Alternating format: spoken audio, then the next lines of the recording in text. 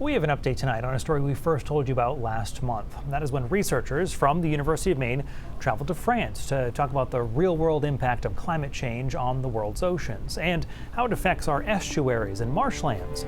News Center Maine's Christian Harsa caught up with them to find out what they learned and how it can be applied in our own backyard.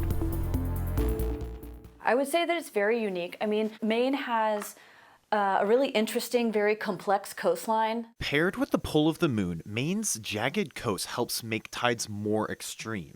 As the tides move in from the larger ocean, they travel into smaller and smaller channels. And it is converging. You have a lot of water that's moving into a small space, and that amplifies the tide. These intense tides don't end at the seashore, but travel far up into Maine's rivers, like the Penobscot, where Nalika Lakmali studies.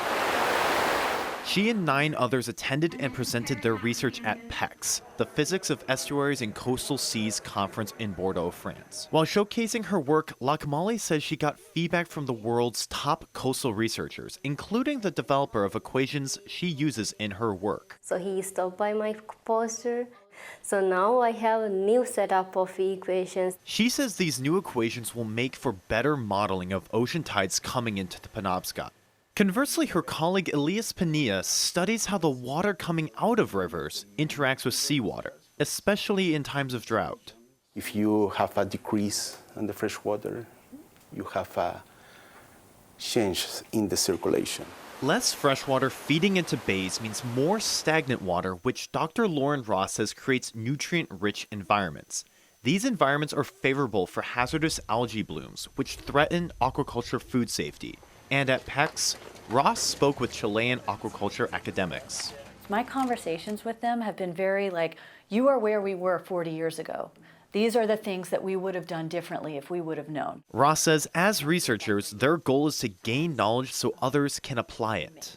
How much can a system take before it collapses? And so it's putting a number to that and being able to use that number as like a decision support tool for policymakers or decision makers in Maine. In Orono, Christian Harsa, News Center, Maine. And it was announced at this year's conference in France that the next conference in the fall of 2026 will be right here in Maine, Portland to be exact. It'll be a chance to give researchers from all around the globe a taste of Maine's fall colors in addition to our harbors, lighthouses, and the views that make the state such a great place.